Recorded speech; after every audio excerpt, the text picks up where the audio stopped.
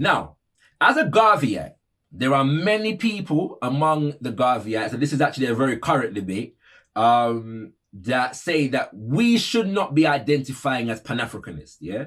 There's a number of different reasons for this. Pan-Africanism comes into formality, yeah, with Henry Sylvester Williams, the Pan-African Society and the Pan-African Conference of the late 1800s, and the Pan-African Conference is actually 1900.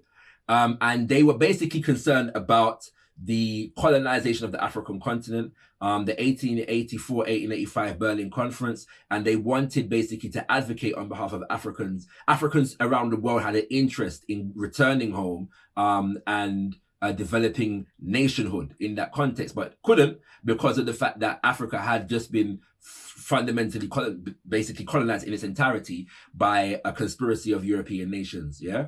And so they were fundamentally concerned with decolonialism, decolonizing the continent.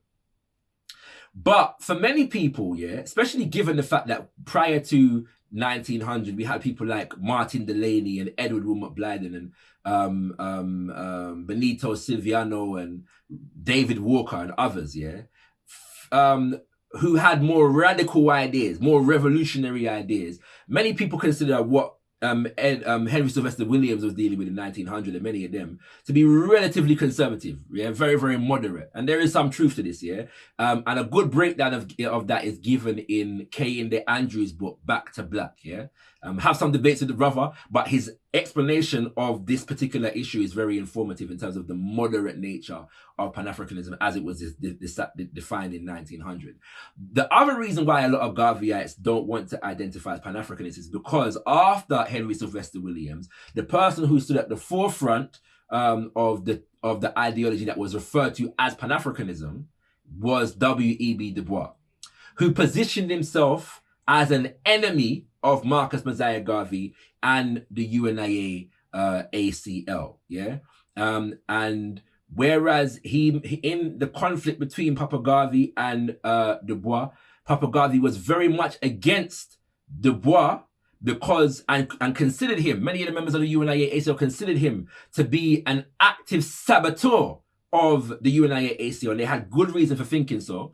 That's another subject for another time. And also because Marcus Mosiah Garvey did not refer to himself as a Pan-Africanist, they say that we should not be referring to ourselves as Pan-Africanists. So, I have some sympathy for the argument. However, the argument doesn't fully take into consideration, firstly, that one of the contributors to the development of Pan-Africanism was a man by the name of Dr. Robert Love, who was a direct Jegna or teacher of Papa Garvey himself, and he had an influence in terms of how the ideology of Pan-Africanism, because he was in and around, yeah, the development of the Pan-African Association, Henry Sylvester Williams, and the conference, all right? And Papa Garvey said this was a man who gave him a lot of his early teachings, yeah, in race consciousness. But also, since that time, yeah, 1945, the Pan-African Congress, the 5th Pan-African Congress in Manchester in the UK, there are many who suggest that at that point, that is when the Pan-African ideology caught up, yeah, with what Garvey was dealing with and the UNIA was dealing with. So we would say, or some would say, that Papa Garvey is the person and the UNIA is the organization that gives Pan-Africanism its mass, organizational, radical, revolutionary characteristics, yeah? And we say this because we understand how after 1945, with the catching up of those who were dealing with Pan-Africanism to what Marcus Mosiah Garvey was saying, and also the popularization of the term Pan-Africanism through the Asante for Kwame Nkrumah, through Omowale Malcolm X, and the global Black Power movement of the time, through people like Kwame Ture, yeah? The term becomes popularized to the point whereby it becomes an umbrella terminology, yeah? And so it is considered by some that to play with whether we're Pan-Africanists or not as Garveyites is akin to playing with semantics. And this might sound like a contradiction because I've already asserted, right, that we need more definition. But I don't necessarily think that trying to achieve greater definition necessitates, yeah, simply playing with semantics. And so I get both perspectives, but I don't necessarily, as a Garveyite, have a rejection or a problem with the term Pan-Africanism. I just want to define the Pan-Africanism that I deal with more specifically within the realms of Garveyite ideals. And being a born and raised member of the Al-Qibla revivalist movement, this is how we define Pan-Africanism. We apply Garveyite principles and themes, yeah, to the Pan-Africanism that we affirm. And those themes are Africa for the Africans at home and abroad, look to Africa, and one God, one aim, one destiny. In another video, we'll go into this a bit more, but you can see these are all statements and phrases and themes that were popularized within the context of Garveyism and African fundamentalism. And it really provides the spiritual, cultural framework, yeah, for our Pan-African inclinations. We are connected. Why are we connected? Yeah, what connects us, yeah, in the spiritual, the ideological, and the philosophical sense? Is this idea of Africa being for us as African people, looking to Africa spiritually, culturally, physically, politically, and economically, and also being unified, yeah, in our spiritual outlook, our goals, and our destiny. All right, these are Garveyite themes. Yeah, so this is how a Garveyite who does not reject the term Pan-Africanist defines their Pan-Africanism. But then, what is nationalism? Yeah, we have to look at that. So, man, are black nationalists or nationalist Pan-Africanists or Pan-African nationalists. Nationalism emphasizes the ideal of nationhood. Papa Garvey was about nationhood, yeah? And so coming out of the Al-Qibla revivalist movement, this is how we define nationalism. A people building and maintaining autonomous nations and communities with institutions designed to promote, preserve, and protect African lives and culture by any means necessary. And this is important for us now because there are many people, yeah, especially that today, yeah, with the African Union, and sometimes you're going to hear the term Pan-Africanism, you know, running around wherever it's going on with the African Union, yeah.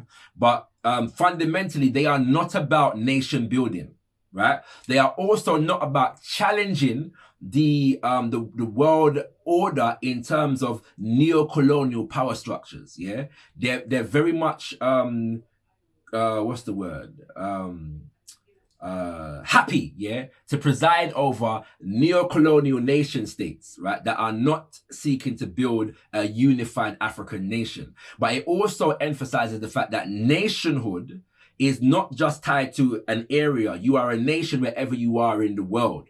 This is why we emphasize continental and global, yes, the specific landmass, because land is important, it's the basis of sovereignty, but our nationhood and our nation concept is global wherever we are as a people. So we say that nation building or nationhood or nationalism stands upon one fundamental principle, that's race first, yeah? Garveyite principle, race first, which means race awareness and cultural emancipation first before all other considerations. And then there are 7 essential principles of nationalism, which are proud heritage, self-governance, self-reliance, separatism, self-defense, land acquisition, and repatriation, okay? So when we say nationalist Pan-Africanism, this is what we are referring to. And I believe that that terminology crystallizes the definition enough that we don't have to reject the term Pan-Africanism. We also don't have to reject the term African nationalism,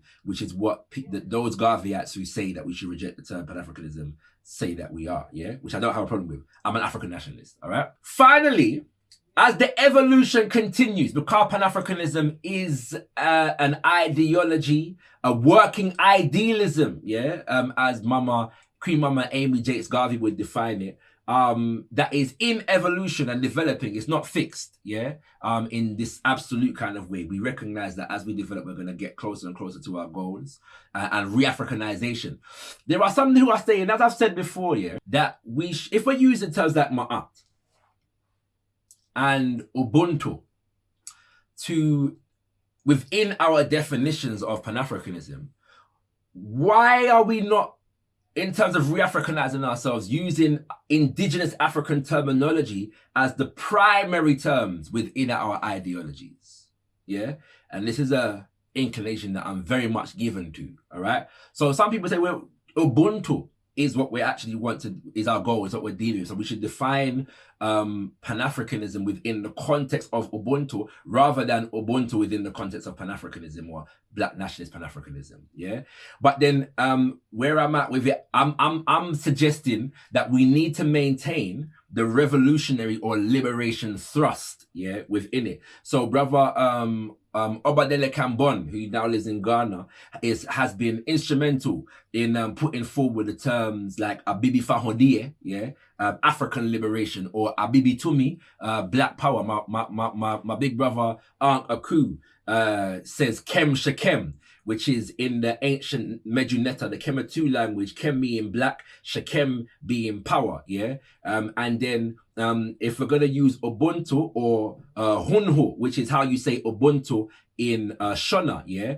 You would have Chimurenga Unhu or Hunhu or Hunhu Chimurenga, depending on how the grammar goes. And if anybody who is a more superior speaker of the Shona than I am, do correct me, yeah, in terms of which order it will go. Chimurenga means liberation war, yeah, in Shona. And so we emphasize the fact that we have forces, yeah, who are seeking to oppress us, and we must be conscious of that. And so we speak in terms of Chimurenga, not just Ubuntu, yeah, in terms of our peoplehood, but Ubuntu is going to come about as a result of Chimurenga, yeah, confronting the geopolitical forces that are trying to hinder, colonize, and oppress us. In the belly, this would be Umvukela Ubuntu, yeah, Umvukela Ubuntu or Ubuntu Umvukela, yeah, Umvukela being liberation war, liberation fight, and Ubuntu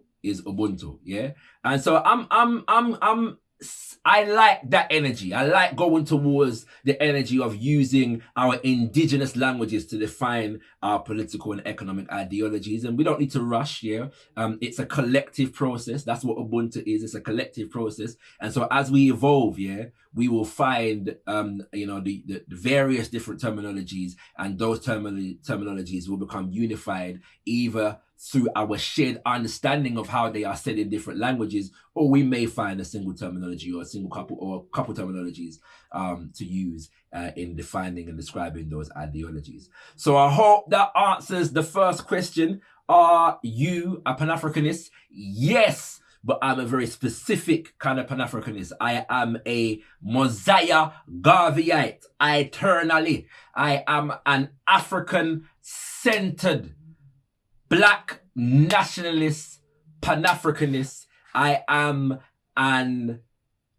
African fundamentalist. I am an adherent of ABIBIFAHODIE, Kem Shekem, ABIBITUMI, Hunhu, Chimurenga, Umvukela, Ubuntu. Yes, indeed, family. That's what man is. Having said that, the reason why it's called the Pan-African question is because man didn't just want to confine it to my own expression of Pan-Africanism, hoping to develop a more comprehensive appreciation of Pan-Africanism that goes beyond just my own sensibilities. So I hope ones and ones understand that.